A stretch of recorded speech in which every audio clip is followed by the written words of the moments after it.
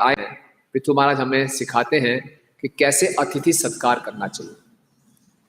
पृथु महाराज ने 4 कुमारों का बहुत अच्छे ढंग से सत्कार किया, उनके चरणों को धोआ, उनका चरणामृत पिया, और फिर अभी पूछ रहे हैं स्वागतम, आपका स्वागत है। वो द्विज श्रेष्ठा, आप ब्राह्मणों में श्रेष्ठ हैं। यद व्रतानि मुमुक्षुवा, क्योंकि आपने संकल्प लिया हुआ है, व्रत लिया हुआ है, ब्रह्मचर्य का व्रत लिया हुआ है। क्यों मुमुक्षुवा? क्योंकि आप मोक्ष के इच्छुक हैं। चरंती श्रद्धया धीरा, और श्रद्धा पूर्वक आप पूरा आचरण करते हैं, बड़े संयमी हैं, बालकों की तरह। बाला एवं प्रहंती च। 4 कुमारों की कथा आपको पता होगी। ब्रह्मा जी को जब आदेश मिला सृष्टि की रचना करो, तो ब्रह्मा जी ने सबसे पहले 4 कुमारों को उत्पन्न किया। जैसे ही 4 कुमारों को उत्पन्न किया, वो बोले हम तो सृष्टि की रचना नहीं करेंगे, हम गृहस्थ आश्रम प्रवेश नहीं करेंगे, हम इस संसार के पेचीदा में मामलों में फंसना नहीं चाहते, हम तो आत्म साक्षात करना चाहते हैं, तो हम तो निकल रहे हैं। ब्रह्मा जी को बहुत क्रोध आया, इतना बड़ा प्रोजेक्ट सामने पड़ा है, पूरे ब्रह्मांड में पॉपुलेशन बढ़ानी है, पहला ही मेरा प्रोजेक्ट, बच्चों को पैदा किया, हमको बोला कि पॉपुलेशन बढ़ाओ, बोले मैं तो जा रहा हूँ। ब्रह्मा जी को बहुत क्रोध आया, लेकिन ब्रह्मा जी ने अपना क्रोध प्रकट नहीं किया, चिल्लाए नहीं, उन पे रोक लिया। रोका तो क्या हुआ, उनकी भ्रिकुटी से रुद्र उत्पन्न हुए। तो ये 4 कुमारों की उत्पत्ति थी। तो 4 कुमार बचपन से उन्होंने ब्रह्मचार्य का पालन किया, आजन्म ब्रह्मचारी, और उन्होंने, उनके पास इतनी योगिक सिद्धियां थी, अपने शरीर को बढ़ने से रोक लिया। अपनी इच्छा से अपने शरीर को 5 वर्ष के बालक की तरह ही रखा हमेशा। हम लोग कर सकते हैं ऐसा? हम नहीं कर सकते। चाहते हैं कि वो बचपन के दिन थे कब वापिस आएंगे, अब अगले जन्म में ही आएंगे, हम नहीं। तो अपनी योगिक सिद्धियों से उन्होंने अपने आप को 5 वर्ष का बालक ही बनाकर रखा। क्यों? क्योंकि उनको मालूम था जब हमारा शरीर बड़ा होगा तो हमारे अंदर काम वासनाएं बढ़ जाएंगी और हम अपने जीवन के लक्ष्य से भटक जाएंगे ना। ये हम सबकी कथा है। बचपन में व्यक्ति बहुत मासूम होता है, उसके अंदर काम वासनाएं जागृत नहीं होती, और एक आयु आने के बाद परमात्मा उसके हृदय में बैठे सब याद दिला देते हैं, पिछले जन्म की सारी काम वासनाएं आप पूरी करने का मौका आ गया है, और फिर व्यक्ति उसके चक्कर में फंस जाता है। बस जब तक इस संसार में हमारे अंदर भोग की इच्छा बनी रहेगी, मैथुन की इच्छा मुख्य बनी रहेगी, तब तक ये जन्म मृत्यु का चक्कर चलता रहेगा। इसीलिए संसार को मैथुन आगार कहा जाता है। मैथुन आगार मतलब एक जेल है, और यहाँ पे बेड़ियों से बांधा हुआ है। दिख नहीं रहा कि हमारे में कुछ बेड़ियां, हम खुले हैं, लेकिन क्या है, जो मैथुन की इच्छा है, सेक्स डिजायर है, वो हमें बांध के रखी हुई है। और 4 कुमार ये खतरा मोल नहीं देना चाहते थे, इसलिए उन्होंने अपने शरीर को 5 वर्ष का ही रखा। जैसे ही शरीर बड़ा होगा फिर से इच्छाएं विकसित हो जाएंगी, जन्म मृत्यु का चक्कर चलेगा, नहीं हमें नहीं चाहिए। तो 5 वर्ष की आयु तक ही अपने आप को सीमित कर दिया। इतनी बड़ी उनमें योगिक सिद्धियां।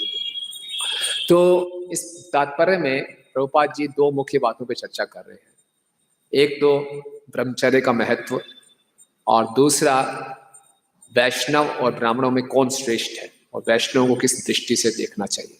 तो 2 विषयों पर हम चर्चा करेंगे।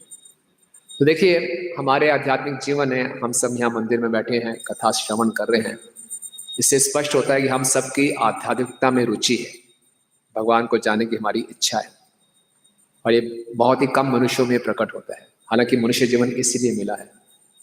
तो अगर हम भक्ति में आगे बढ़ना चाहते हैं, कृष्ण के प्रेम को प्राप्त करना चाहते हैं इसी जीवन में, तो हमें ब्रह्मचर्य को महत्व को समझना होगा। ब्रह्मचर्य का पालन केवल ब्रह्मचारी आश्रम में रहने वाले भक्तों को ही नहीं, जो गृहस्थ आश्रम है उनको भी करना है। ब्रह्मचर्य का अर्थ होता है ब्रह्मचर्यति इति ब्रह्मचर्य, जो ब्रह्म में आचरण करे उसको ब्रह्मचर्य कहते हैं। ब्रह्म में आचरण का अर्थ है जिसका सारा दृष्टिकोण, पूरा आचरण आध्यात्मिक रहे, गुरु साधु शास्त्रों के अनुसार, उसको ब्रह्म आचरण करने को बोलते हैं। तो अगर हमने कृष्ण को प्राप्त करना है तो ये हमें अपने अंदर संयम विकसित करना पड़ता है, ये आवश्यक है। ये संभव नहीं है कि मैं अपनी मनमाने से इंद्र तृप्ति भी करता रहूं और भक्ति में भी आगे बढ़ूं, ये संभव नहीं है। क्योंकि इस संसार में कोई इंद्र तृप्ति कर रहा है, वो एक प्रकार से भगवान के प्रति अपने द्वेष को प्रकट कर रहा है, भगवान से स्पर्धा कर रहा है। भगवान कह रहे हैं भोक्ता नाम यज्ञ तपसाम, सबसे बड़े भोक्ता मैं हूं। हम कह रहे नहीं, हम भी कुछ भोगता है, भगवान कह रहे हैं सर्वलोक महेश्वरम, बोले हम भी तो किसी की तो मालिक हैं, किसी फैक्ट्री के, किसी घर के, कुछ तो प्रॉपर्टी है हमारी, हम इसके मालिक हैं, हम भी भोक्ता हैं। तो हम सीधा सीधा कृष्ण को चैलेंज कर रहे हैं कि मैं भोक्ता बनना चाहता हूँ, जो कि संभव ही नहीं है। जीव स्वरूप हो कृष्ण नित्यदास, हम तो प्रकृति हैं, हम पुरुष नहीं हैं। इस संसार में आजकल हम देखते हैं काफी स्त्रियां पुरुषों का वेश डाल के घूमती हैं, तो उसको मॉडर्न कहा जाता है। लेकिन स्त्री जितना मर्जी प्रयास कर ले, पुरुष नहीं बन सकती, पुरुष स्त्री नहीं बन सकता। भगवान भगवान रहेंगे, प्रकृति प्रकृति रहेगी। और प्रकृति पुरुष की नकल मारती का प्रयास करती है तो उसको भौतिक जगत में भेज दिया जाता है, जो नकल मारनी है मार लो, जब थक जाओगे वापस आ जाओगे। हम पुरुष नहीं बन सकते। तो इसलिए अगर हमारे अंदर भोगने की इच्छा है तो हम कृष्ण से स्पर्धा कर रहे हैं। और मैथुन की इच्छा कृष्ण के प्रति सर्वोत्तम ईर्ष्या प्रकट करती है, क्योंकि मैथुन के समय व्यक्ति को लगता है कि मैं परम भोक्ता, और पूरा अपने आप को नियंता और भोक्ता की इच्छा उत्पन्न होती है उससे, तो वो कृष्ण के प्रति सर्वोत्तम ईर्ष्या प्रकट होती है। हमारा लक्ष्य तो कृष्ण से प्रेम करना है, तो कृष्ण के प्रति ईर्ष्या प्रकट करके कहाँ हम जीवन में लक्ष्य सफलता प्राप्त कर पाएंगे। और वैदिक इसमें वर्णाश्रम में आप देखेंगे 4 आश्रम है, ब्रह्मचार्य, गृहस्थ, वानप्रस्थ और संन्यास। यहाँ ब्रह्मचारी आश्रम में ना वानप्रस्थ में संन्यास में मैथुन की आज्ञा नहीं, यानी कि 75% मनुष्य का जीवन बिना मैथुन के। केवल गृहस्थ जीवन जो कि केवल 25 वर्षों के लिए अलाउड है, उसमें भी मैथुन की आज्ञा है, वो भी बहुत ही संयमित रूप से, असंयमित तरीके से नहीं। ये मनुष्य और पशु के अंदर अंतर है। पशु बिना किसी रुकावट के, बिना किसी रिस्ट्रिक्शन के मैथुन कर सकता है, मनुष्य नहीं, क्योंकि मैथुन करेंगे, मैथुन में लिप्त होंगे तो अपने जीवन के लक्ष्य को कैसे प्राप्त करेंगे। तो इसीलिए 75% लाइफ किसमें है, बिना मैथुन के, अलाउड नहीं है। ये वैदिक संस्कृति थी। लेकिन आजकल की आधुनिक सभ्यता को देखेंगे तो 95% लाइफ पूरा मैथुन में लिप्त है। बचपन से ही को एजुकेशन है, बॉयफ्रेंड गर्लफ्रेंड्स हैं। मैं एक बार दिल्ली में एक डॉक्टर को दिखाने गया, तो मेरे सामने एक और माता जी डॉक्टर को दिखा रही थी। तो डॉक्टर ने बोला आपको कोई बीमारी नहीं है, सारे टेस्ट ओके हैं, बोली बस स्ट्रेस है, बहुत स्ट्रेस है। किस चीज का स्ट्रेस है, सब कुछ तो ठीक है आपके घर में। बोले मैं स्कूल में टीचर हूँ 7वीं क्लास के बच्चों को पढ़ाती हूँ, इतने ज्यादा लड़के और लड़कियां इतने आपस में लव लेटर्स मैसेज एक्सचेंज करते, मैं पागल हो गई उनको रोक रोक के। 7वीं क्लास के बच्चों का याद तो बोली मैं पागल हो गई, मेरे को वो स्ट्रेस है, इतना मुझे तंग करते हैं, मैं उनको कंट्रोल नहीं कर पाती। तो ये आजकल के समाज की हालत है। और हम देखेंगे श्री जगन्नाथ बलदेव सुभद्रा महारानी की जय। हम देखेंगे जिसको आधुनिक समाज में जितना एक खुलापन है कि पुरुष और स्त्री आपस में खूब मिलजुल के बातें करें, कोई मैथुन की रुकावट नहीं है, खुली छूट है, पाश्चात्य देशों का गलत प्रभाव अपने जीवन में ला रहे हैं, उतना ही समाज दुखी हो रहा है। जितना ये सोच रहे हैं कि हम अपने आप को खोल रहे हैं, समाज आगे बढ़ रहा है। जय श्री जगन्नाथ, उतने समाज में दुख बढ़ते जा रहे हैं। जितना मनुष्य अपने आप में संयम रखता है उतना वो खुश रहता है और पूरा समाज भी खुशहाल रहता है। जितना मनुष्य अपने पे संयम नहीं रखता, अपने इंद्र तृप्ति करने की सारी इच्छाओं की पूर्ति करता है, उतना समाज में क्लेश बढ़ता है, क्राइम्स बढ़ते हैं।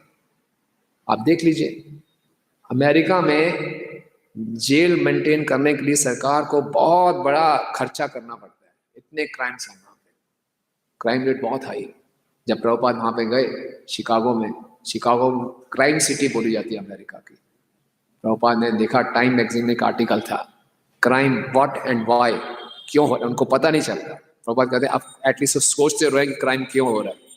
ये मुख्य कारण है कि शुरू से ही ये प्रशिक्षण दिया जाता है कि इंद्रियों पे संयम मत करो, और वैदिक संस्कृति में शुरू से ये प्रशिक्षण दिया था कि इंद्रियों पे संयम करो। और श्रील प्रभुपाद कह रहे हैं पूरे मानव समाज का हम सबसे बड़ा जो हित कर सकते हैं वो ये है कि मानव समाज को हम प्रशिक्षण दें, अपनी मैथुन की इच्छा पे संयम करो। ये सबसे बड़ा प्रशिक्षण है और सबसे बड़ी कृपा है मानव समाज पे। लेकिन उल्टा देखा जाता है पूरे संसार में। आज आप किसी बाहर के व्यक्ति को बोलिए कि हम तो ब्रह्मचर्य का पालन करते हैं, वो मजाक उड़ाएगा आपका, पागल हो गए, कुछ गड़बड़ है आपके साथ, स्वास्थ्य ठीक नहीं है आपका, है ना, ये सब बातें करेंगे कि आप भोग नहीं कर सकते इसलिए अंगूर खट्टे हैं आपके लिए, ऐसी ऐसी बातें करेंगे। लेकिन ये वैदिक संस्कृति है, जितना हम अपने पे संयम करेंगे उतने खुशहाल रहेंगे। श्रीमद् भागवतम के दूसरे स्कंद के 6 अध्याय का 20वां श्लोक है, उसमें बताया जा रहा है, पादस्त्रयो बहिश्चान अप्रजानम या आश्रमा अंता स्त्री लोकास्त्र परो ग्रहमेदो अबृहद्वित। ध्यान से सुनिए इसका आनंद, इसका अर्थ।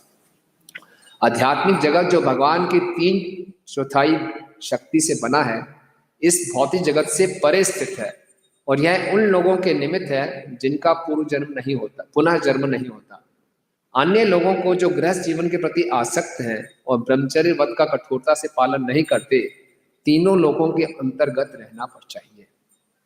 यानी कि जो ब्रह्मचर्य का पालन करता है वही योग्य बनता है भगवत धाम जाने के, और जो गृह व्रत रहता है, आसक्त रहता है इंद्र तृप्ति में, उसके लिए भौतिक जगत बना रहेगा। तो इसमें निराश होने वाली बात नहीं है, इसमें हमें उत्साहित होना चाहिए कि हमें श्रील प्रभुपाद जी की कृपा से बहुत सुंदर सिस्टम प्रभुपाद जी ने हमें दिया है। प्रभुपाद जी ने कहा, जैसे अजामिल का प्रसंग आता है, अजामिल एक शुद्ध ब्राह्मण था, ब्रह्मचारी था, और जब वो वन में गया लकड़ी लेने के लिए, यज्ञ करने के लिए, तो उसने देखा कि एक शूद्र एक वैश्या का संग कर रहा है, मदिरा पी के, दोनों बिल्कुल गलत स्थिति में उनको देख लिया, और तब से अजामिल उस वैश्या से आकर्षित हो गया। और अजामिल ने बहुत कोशिश की कि उसका ध्यान ना आए, लेकिन पूरी वो जो वैश्या थी उसके पूरे चेतना में छा गई, और अजामिल ने उससे विवाह कर लिया, अपने घर में ले आया। तो वहाँ श्रील प्रभुपाद बताते हैं कि अजामिल को तो एक बार ही ऐसे दर्शन हुए, आधुनिक युग में तो ऐसे दर्शन होते ही रहते, बाहर सड़क पे जाओगे आप, बिलबोर्ड्स देखोगे, स्मार्टफोन है, उल्टे सीधे आपको चित्र नजर आते हैं। तो ऐसे में ब्रह्मचर्य का पालन करना कहाँ संभव है, बहुत कठिन है। तो प्रभुपाद कहते हैं लेकिन एक उम्मीद है, वो क्या है कि अगर हम अच्छे ढंग से हरे कृष्णा कृष्णा कृष्णा हरे हरे, हरे राम राम राम, बहुत ही अच्छे पूर्वक, ध्यान पूर्वक, आदर पूर्वक हरे कृष्ण महामंत्र का जप करते हैं नियमित रूप से, और 4 नियमों का सख्ती से पालन करते हैं, तो हम इस प्रलोभन से, ऐसे वातावरण में अपने आप को सुरक्षित रख सकते हैं। अन्यथा कोई उम्मीद नहीं। कोई वातावरण इतना काम वासनाओं से भरा हुआ है, अपने आप में संयम करना इतना आसान नहीं है, लेकिन इससे हम कर सकते हैं। और हमेशा अपने आप को गुरु की सेवा में संलग्न रखें, है ना। No time no opportunity. जितना हम मन को खाली छोड़ेंगे, मन इधर उधर भागेगा। तो प्रभुपाद जी ने बहुत सेवाएं दी हैं, चाहे हम किसी भी आश्रम में, सेवाएं हैं।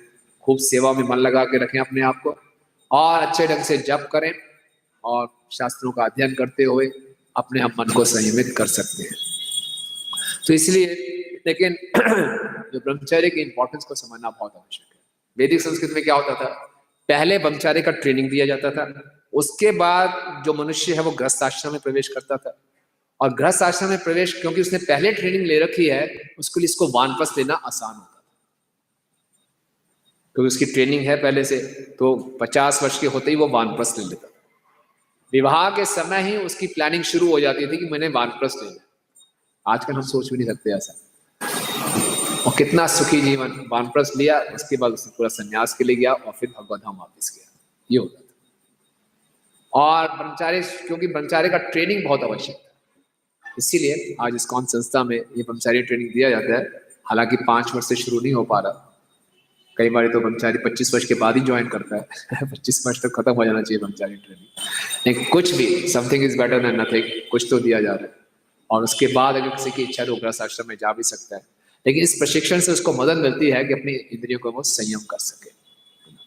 और यहाँ पे दूसरी बात यह है कि 4 कुमारों ने कितना अपने आप को इसको महत्व दिया, उन्होंने अपने शरीर को बढ़ने नहीं दिया, आगे 5 वर्ष से आगे बढ़ने नहीं दिया। वो इतना महत्व जानते थे कि इसका पालन नहीं किया हमने तो हमारा हमें मोक्ष की प्राप्ति नहीं हो पाएगी।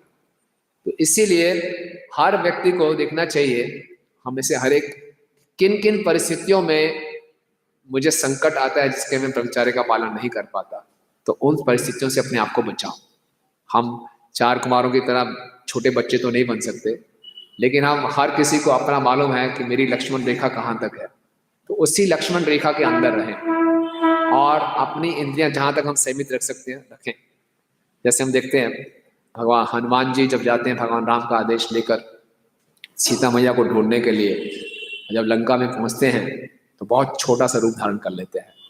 सबसे पहले उनको लंकनी मिलती है, लंका में प्रवेश करते ही तो लंकनी को एक थप्पड़ मारते हैं, दूर फेंक देते हैं उसको, और फिर सोचते हैं मैं कहाँ अब सीता मैया को ढूंढूं, और जाते हैं तो सामने बहुत बड़ा उनको एक सुंदर सा वैभवशाली महल नजर आता है।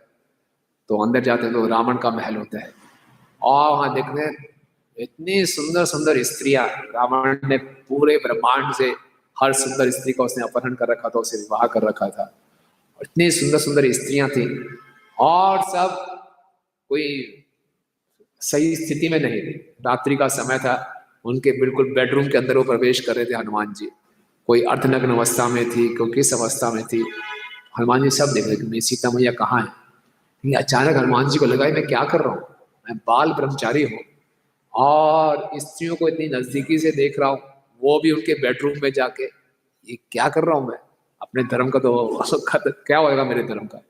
फिर उनका अचानक उनको याद आया नहीं, ये मैं अपनी इंद्र तृप्ति के लिए नहीं कर रहा, भगवान की सेवा के लिए कर रहा हूँ। तो हनुमान जी रंच मात्र भी विचलित नहीं हुए, ऐसे ऐसे दृश्यों को भी देखा उन्होंने, विचलित नहीं हुए। लेकिन हमें अपनी क्षमता मालूम होनी चाहिए। एक बार श्रील प्रभुपाद जी से उनके ब्रह्मचारी शिष्य ने बोला, प्रभुपाद हम पुस्तक वितरण करने जा रहे हैं नाइट क्लब में। प्रभुपाद बोला चले जाओ लेकिन वापस जरूर आना अगर हिम्मत है वापस आने की तो जाओ। तो हर किसी को अपनी लक्ष्मण रेखा मालूम होनी चाहिए कि कैसे कहाँ तक हम जा सकते हैं, और उसमें अंदर ही अपने को रख के, ताकि हम सही ढंग से ब्रह्मचर्य का पालन कर सके। गृहस्थ आश्रम में ब्रह्मचर्य अर्थ है कि एक पत्नी व्रत का पालन करना और केवल संतान की उत्पत्ति के लिए ही मैथुन करना, ये ब्रह्मचर्य है, वो गृहस्थ ब्रह्मचारी कहलाते हैं। तो इस शुद्ध गृहस्थ जीवन जीकर भी हम भगवत धाम को प्राप्त कर सकते हैं। भगवत धाम जाने के लिए किसी आश्रम पे निर्भर नहीं है, वो हमारी चेतना के ऊपर निर्भर है। जैसे कि हमारे गुरु महाराज अक्सर कथा सुनाते हैं कि एक ब्राह्मण था, बहुत उच्च कोटि का, बहुत सारे मंत्रों को जानता था, और उसके सामने एक घर के सामने उसकी एक वैश्या रहती थी। तो ब्राह्मण ये देख रहा था कि इस वैश्या से मिलने कौन कौन आता है, ये देख रहा था, अच्छा अब ये गए इंद्र तृप्ति के लिए, अब ये आया वो आया, उसकी चेतना यहाँ रहती थी। और जो वैश्या थी वो बेचारी ये सोचती रहती थी, हाय मेरा दुर्भाग्य है, मैं ऐसा काम कर रही हूँ, ये ब्राह्मण कितना शुद्ध है, सुबह जल्दी उठता है, मंत्रों का उच्चारण करता है, इसका जीवन शुद्ध है, मेरा जीवन तो बहुत दूषित है। मृत्यु का समय आया तो यमदूत ब्राह्मण के पास आ गए।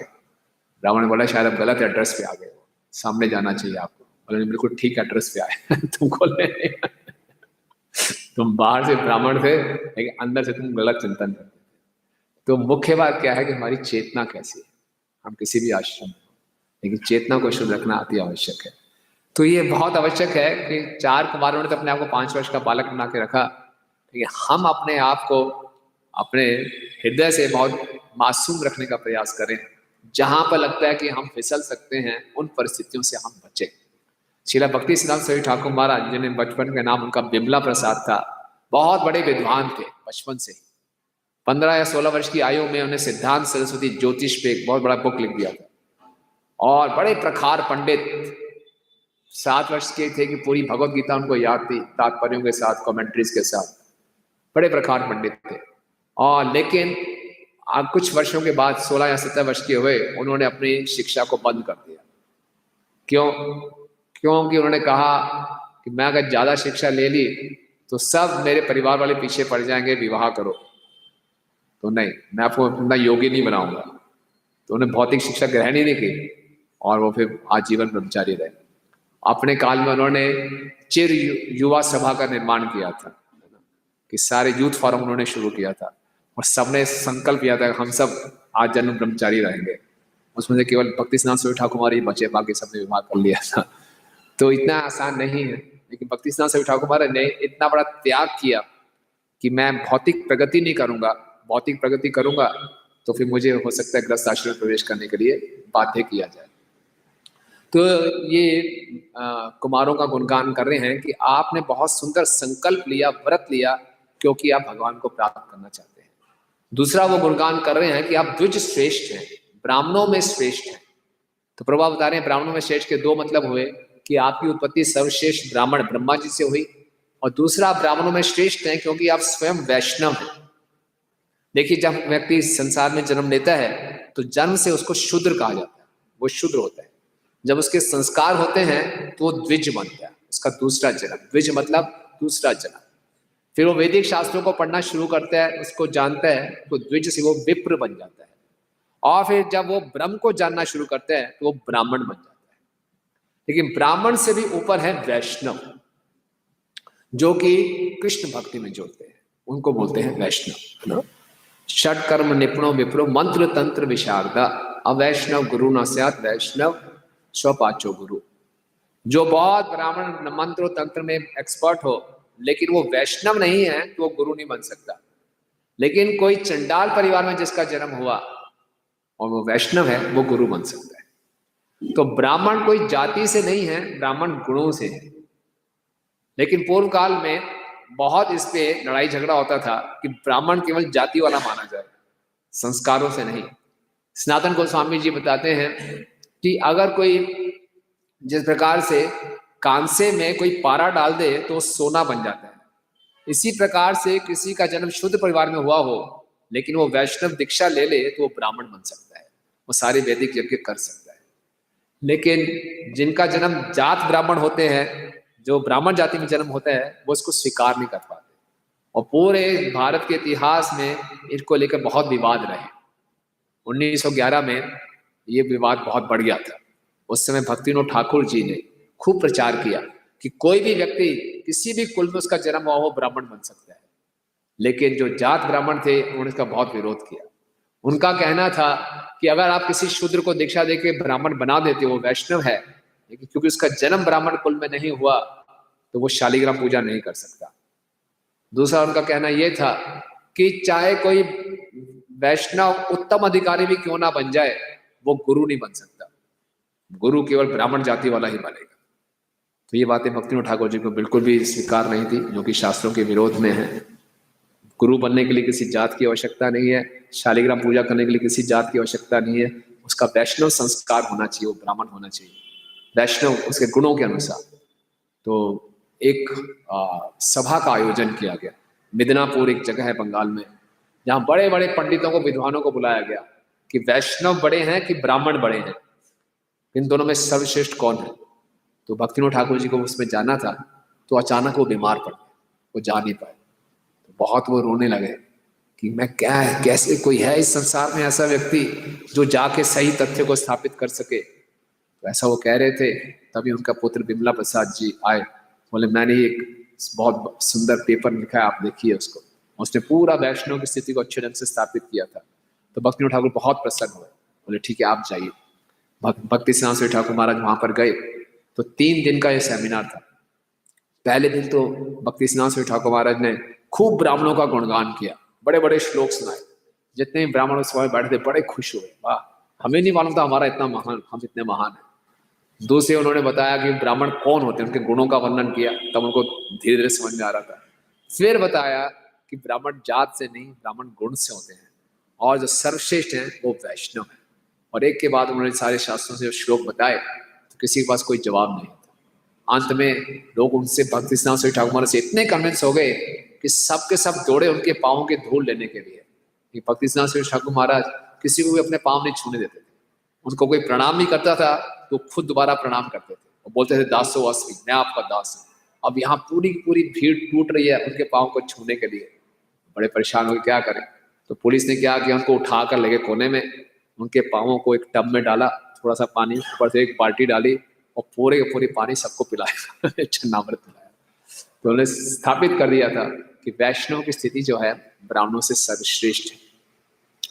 अद्वैताचार्य जब देखते हैं चैतन्य लीला में, अद्वैताचार्य जी जब संस्कार श्राद्ध कर रहे थे, तो श्राद्ध के लिए अद्वैताचार्य खुद एक ब्राह्मण थे, तो उन्होंने श्राद्ध के लिए सबसे पहले हरिदास ठाकुर जी को बुलाया।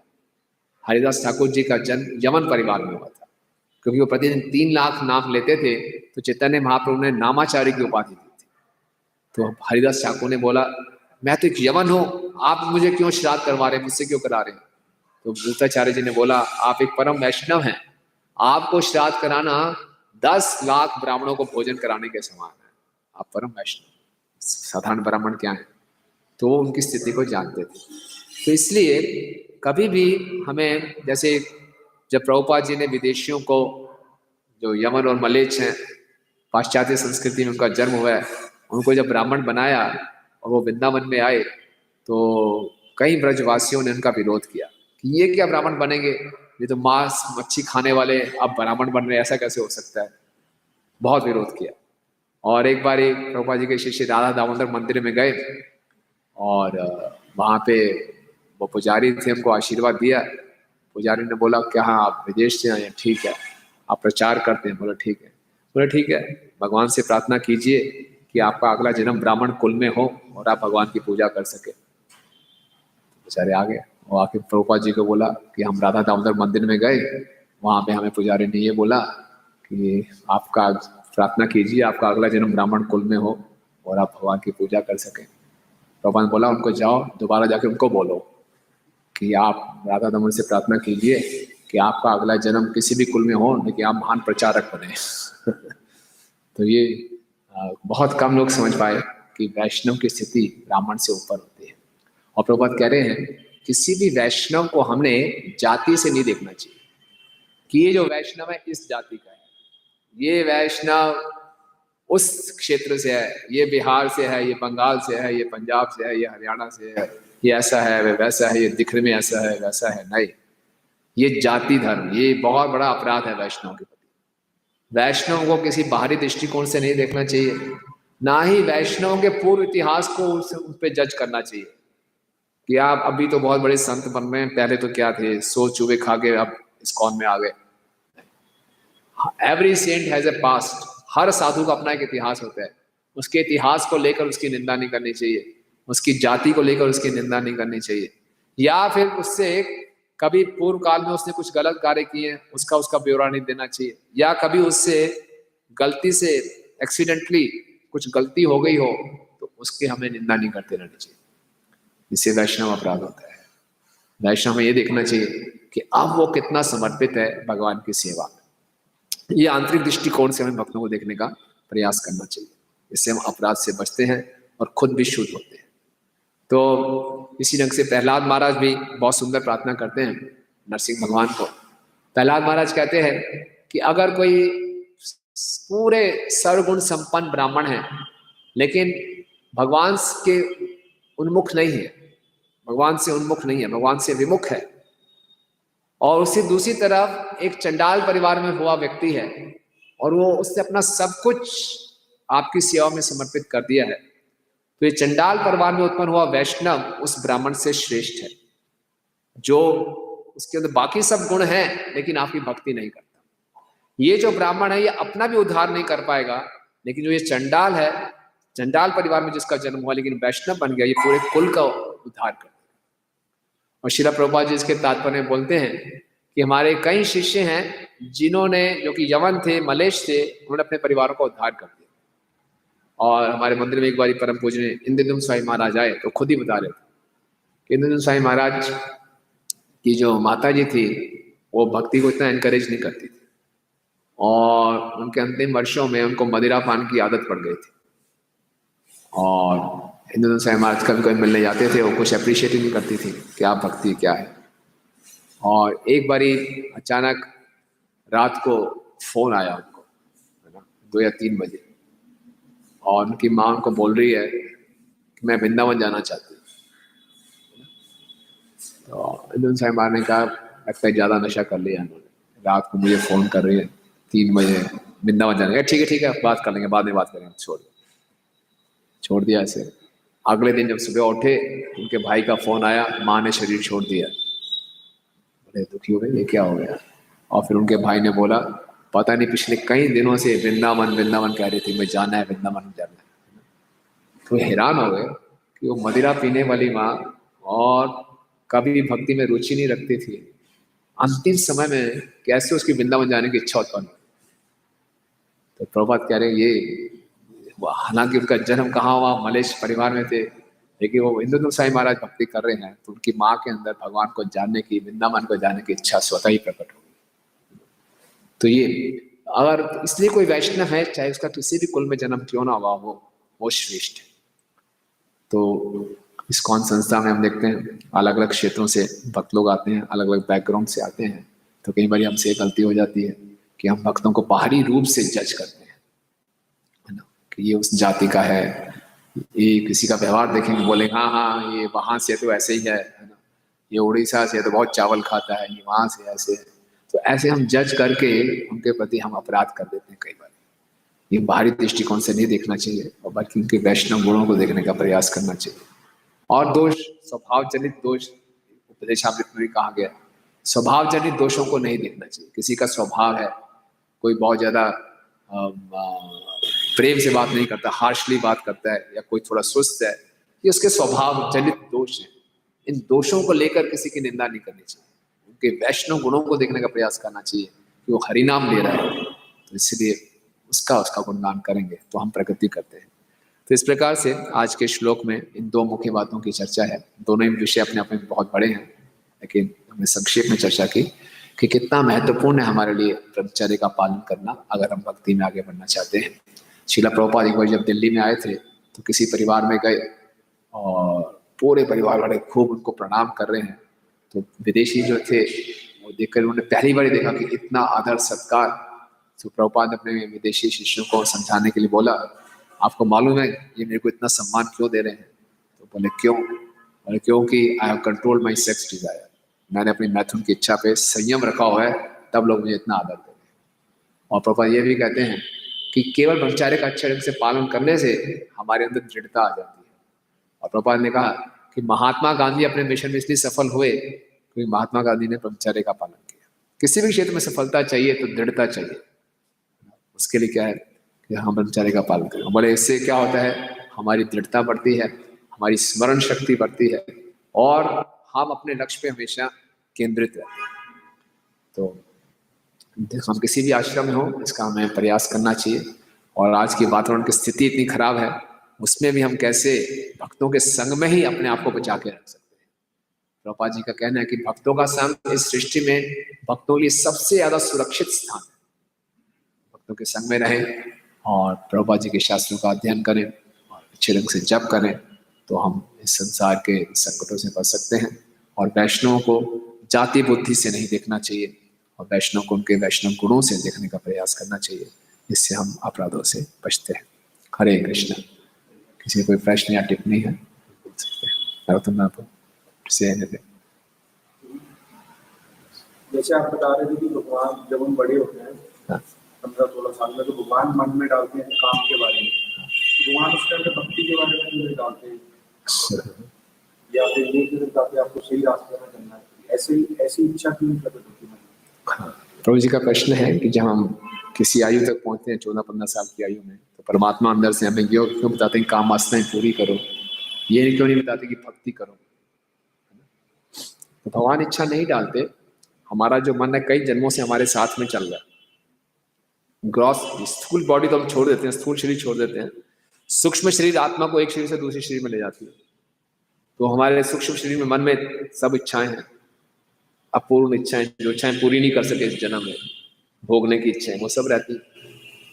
और जैसे ही हमारा शरीर उस स्थिति के पहुंचते उन इच्छाओं को पूरा कर सकें, परमात्मा याद दिलाते हैं वो इच्छाएं पड़ी है, पेंडिंग इच्छाएं पूरी कर लो। अगर पेंडिंग इच्छा भक्ति होगी तो याद दिला देंगे। पेंडिंग इच्छाएं काम वासना की ज्यादा होती है, परमात्मा तो अपनी ड्यूटी कर रहे हैं, जबरदस्ती नहीं करेंगे। और बाकी बताने के लिए क्या ठीक है क्या गलत है, गुरु हैं, साधु हैं, शास्त्र हैं। परमात्मा तो अपना काम बिल्कुल डिटैच होके आपको ये पूरा करना है, ये कर लो। जैसे आज के टाइम में बता रहे थे मीडिया है या यूथ बहुत ज्यादा इस चीज को लेकर डाइवर्ट होता है। हाँ। तो जैसे बिल बोर्ड्स लगते हैं या कुछ भी लगता है, तो अगर कोई ऐसी चीज की तरफ अट्रैक्ट होता है या फिर हमारे संपर्क में कोई यूथ है या जिसको हम इधर भक्ति में लगाना चाहिए, क्या प्रयास करना चाहिए उसका ध्यान उधर से हटाया जाए? फौजी का बहुत अच्छा प्रश्न है कि कह रहे हैं कि आज का तो पूरा इतना मार्केट है, सॉरी यूथ मीडिया में इतना कुछ है, उल्टे सीधे दृश्य हैं और आज का युवा बहुत इससे आकर्षित है और उसको हम भक्ति में लाना चाहते हैं। तो कैसे उसको यहाँ पकड़ के लाए? हायर टेस्ट जब मिलेगा, भक्ति में हायर टेस्ट है, ऊंचा स्वाद है। भक्ति में आएगा, नाचेगा, गाएगा, प्रसाद पाएगा, भक्तों से मिलेगा, भगवान के सुंदर दर्शन करेगा, तो अपने आप इच्छा चली जाएगी। ऐसे हम देखते हैं श्रीरंगम में रामानुचार्य जी थे वहां पे, और रंगनाथ जी की शोभा यात्रा निकाली जा रही थी पूरे सड़क पे। आप गए होंगे श्रीरंगम में, बहुत अच्छे ढंग से रंगनाथ जी की शोभा यात्रा निकालते हैं, खूब नाच रहे हैं, गा रहे हैं, नगाड़े बज रहे हैं। बीच सड़क में, यहाँ रंगनाथ जी की शोभा यात्रा में बीच सड़क में उनके सामने एक व्यक्ति एक स्त्री के साथ खड़ा है और बस उसकी तरफ देखी जा रहा है। हम बेचारे, क्या कौन है ये व्यक्ति, इसको हटाओ। और जबरदस्ती उनके शिष्य को उनको पीछे हटा के, सामने रंगनाथ जी आ रहे हैं, हम बीच में खड़े हो। तो उस व्यक्ति को बुलाया, क्या आप इतने बेशरम हो, सबके सामने भगवान की शोभा यात्रा आ रही है और स्त्री के चेहरे को देखी जा रही है, मैं क्या करूँ? उसकी आंखों में इतनी गहराई है, उसकी गहराई में डूब गया। बोले अच्छा। रामाचार्य बड़े कृपालु थे, बोले ठीक है। कहते वो बहुत बहुत सुंदर उसकी आंखें लगती। बोली हाँ। बोले उससे ज्यादा सुंदर आंखें दिखा दूं? बोले हो ही नहीं सकता। बोले आना, शाम को आना। बोले ठीक है। शाम को उनको बुलाया। उससे पहले रामाचार्य जी ने रंगनाथ जी से प्रार्थना की, ये एक जीव आ रहा जो भटका हुआ है, इसको अपने प्रति आकर्षित कर ले। और बुलाया उसको, बोले देखो। जैसे उन्होंने देखा, गुरु की कृपा से भगवान ने तुरंत उसको अपने प्रति आकर्षित कर लिया। रंगनाथ जी एकदम मोहित हो गए और फिर भगवान के बहुत बड़े भक्त बन गए। और जो स्त्री जिससे वो आकर्षित था, वो भी भगवान उसकी भक्त बन गई। उन्होंने रामाचार्य से दीक्षा ली, उनका नाम पड़ा धकुड़ दास, और बहुत सेवा की। तो गुरु की कृपा से, वैष्णव की कृपा से हम इससे ऊपर उठ सकते हैं। अपने प्रयासों से, अपने प्रयासों से संभव नहीं। ये काम वासनाएं इतनी प्रबल हैं, इतनी प्रबल हैं, हम सब कुछ जानते हुए भी गलती करते हैं। सब कुछ जानते हुए कई जन्मों के उल्टे सीधे संस्कार हैं जो हमसे गलती कराते हैं। जब वैष्णव की सेवा करते हैं, गुरु और वैष्णव की कृपा से हम इससे ऊपर उठ सकते हैं। बढ़िया वैष्णव सेवा विस्तार पाई चुके, तो उनको लाएंगे मंदिर में, प्रसाद का सेवन कराएंगे, भक्तों से मिलाएंगे, धीरे धीरे भक्तों की सेवा में जोड़ेंगे, प्रभुपाद की सेवा में जोड़ेंगे, तो फिर टेस्ट मिलेगा, तो धीरे धीरे वो वासनाएं कम। जैसे कोई वानप्रस्थ का हम बात करते हैं, जैसे पीछे शास्त्रों में दिया पुराने समय में चलता था, लेकिन आज के टाइम में अगर कोई 70 इयर्स का भी होगा तब भी वो कहता है कि मैं परिवार और व्यापार सब देखूंगा या समाज। तो जैसे हम लोग अभी आने वाले टाइम में, तो हम अपने में ये चीज कैसे मतलब विकसित कर सकते हैं कि अपनी वानप्रस्थ, चलो अपनी जिम्मेवारियों में साथ में इसको भी कन्वर्ट करके भगवान की जो या मंदिर की सेवा में या भक्ति में आगे करते हैं। और जगह प्रश्न है कि वानप्रस्थ की प्लानिंग कैसे की जाए। अब प्लानिंग नहीं करने के बाद 70-80 साल के लोग भी टिके रहते हैं, मिलते नहीं। टाइम, काल उनको जबरदस्ती हटाता है। बहुत अच्छा प्रश्न है आपका। तो कोई भी अच्छा सिंसियर भक्त होगा, वो इसकी योजना जरूर बनाएगा, है ना। उसकी योजना कैसे कि सेवा को बढ़ाते जाओ, योजना बढ़ाते रहो कैसे करना है, और समय आने पे 40, 45, 50 की जब हो जाए, ऐसी स्थितियां हो जाएं, फिर गुरु की आज्ञा से, गुरु के आशीर्वाद से हम धीरे धीरे धीरे भौतिक कार्य कम कर सकते हैं, आध्यात्मिक कार्य बढ़ाते जाएं, फिर पूर्ण रूप से सेवा में। आज के समय वानप्रस्थ का वन तो बचे नहीं, कहीं वन में जाना नहीं है, पूर्ण रूप से मंदिर में अपने आप को सेवा में लगाएं। योजना बनानी चाहिए। और कहीं किसी का प्रश्न?